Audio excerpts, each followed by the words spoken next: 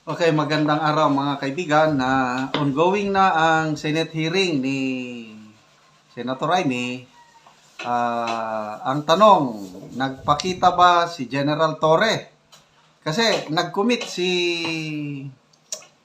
Jose Castro na isa si General Torre mag-attend. Nako, wala po. Dinedma, absent si General Torre ngayon. Hinahanap ni Senator Amy, Senator Bato, kailang wala. So ito, parinig ko sa iyo ang kaganapan sa Senate hearing.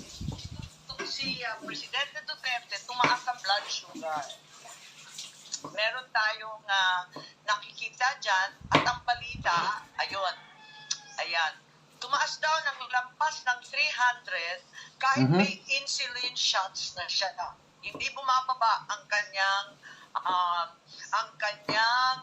sugar. For diabetes management, meron siyang insulin, pero nandun pa rin sa 328 ang kanyang blood sugar. He was advised, because of his acute diabetic complications, na magpahinga muna. Hindi naman ako doktor, pero yung 300, talaga nakakaalarma, di ba? Pakataas nito. Oo, bulag ka na talaga at tulog ka na ng tulog. Nakita nga natin na nakatulog siya, di ba, doon sa isang maliit na upuan. Bakit? Pinagpilitan pa rin ng mga otoridad na dalhin si PRRD. Tapos may stopover pa sa Dubai na napakahaba kahit ganito yung kondisyon niya. Sino yung doktor na pumirma ng travel certification? Yun. May balita kasi na ayaw ni Colonel Dr. Donald Palma, yung cardiologist ng AFP. Ang sabi daw, lahat ito daw kasi maraming nakarinig, na huwag daw ipagbiyahe kasi may sakit, mahina yung kondisyon. Pero pinagpilitan. Sino si Dr. Jonathan B. Rico? Was he the commanding officer of the Air Force General Hospital? Bakit pinagpilitan na magbiyahe kahit ganun kataas? Hindi ba may Hippocratic oath ang doktor na nagsataas na kapag may sakit, obligasyon mong alagaan? Bakit ba nagmamadali? Hindi ba pwede maghintay ng ilang oras para bumaba yung sugar, mabigyan ng gamot? Anong mangyayari kung pinahinga muna ng ilang oras o ilang araw para bumaba yung sugar? Nakakapagtaka.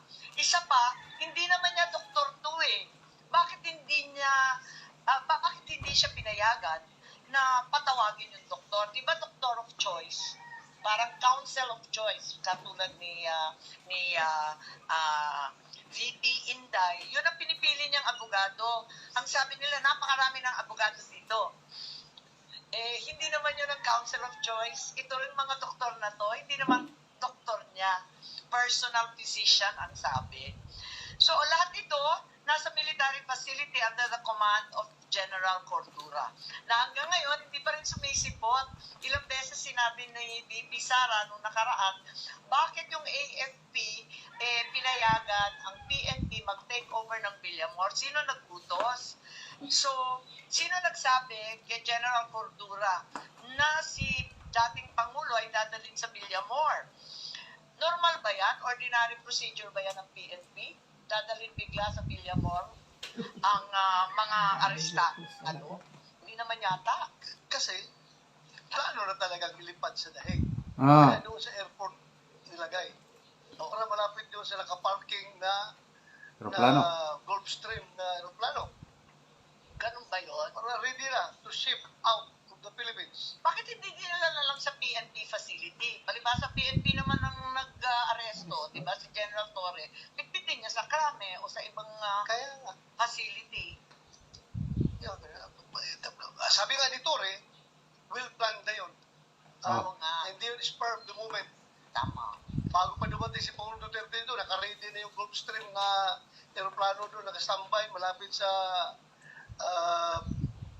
yung facility sa Villamor, kung saan dinala si President Duterte doon. Paano na talagang ilipad? Ano pa? Tama. At marami pang mga personnel ng PAF na nandun. At bakit daw dinala bigla sa VIP area? Sino yung doktor na nagbigay ng clearance para magbiyahe ang isang may sakit? Di ba AFP doctor din?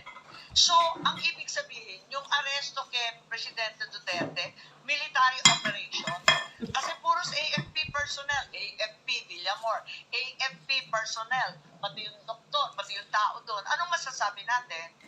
Alam mo, Madam Chair, that is the reason why I moved a while ago to issue subpoena dito sa mga tao na ito para masagot nila ito. Dahil mga sundalo naman yan sila eh. Mga sundalo naman yan sila. I understand the situation, they're just following orders. Pero pag umabot sa punto dapat, kung nakikinig yung mga kasundaluhan natin, mga kapulisan, pag umabot sa punto na yung order na binibigay sa inyo ay very unconstitutional na at klaro na may nilalabag ng mga batas, dapat tayo mga sundalo, mga pulis, mag-isip-isip rin tayo. Dahil ang ating oath is to serve and protect. Hindi po para mag-violate ng batas. So, yun po ang dapat harapin dito sa ating mga invited, supposed to be invited empty chairs sa harapan natin ngayon, Madam Chair. Maraming salamat at sang-ayon po ako. At sa transcript no nakaraang hearing, sinabi ni Secretary Gibo Chodoro, we were deputized to support the PNP. It's part of our constitutional duty. Ang tanong natin, sino nag-utos? Sino nag-deputize? Bakit nagkaganon? Yun ang pinagtatakahan natin. So, andyan yata yung transcript, hindi po ba? At maliwanag naman yun. Yes. So sinabi niya na deputize, napagutusan lang daw sila tulad ng sinasabi niyo, Senator Bato, na nautusan. Ayan o. Ayun. Yun. We were deputized. Ang tanong ng Sino? taong bayan, sino nag-utos? Sino nag-deputize? Yun ang tanong. Nobody can make, Madam Chair, nobody can make an utos or an order to a Secretary of National Defense. Kundi, somebody above him. And who is above the Secretary of National Defense? It is the President of the Republic of yun the na. Philippines. Di ba? Alangan naman, yung Secretary of National Defense is taking orders from a general ng armed forces. It should be somebody from up. So, maliwanag pa sa sikat ng araw na Presidente ang nagbigay ng order na yun. Dahil sabi mo niya, is just following orders. Yun na nga. Kaya gusto natin malaman kay Secretary Chodoro sino nag-utos kasi tulad nga ng Okay, so yun po, ongoing pang hearing. Basta, ang daming empty chairs na naman sa Senate hearing.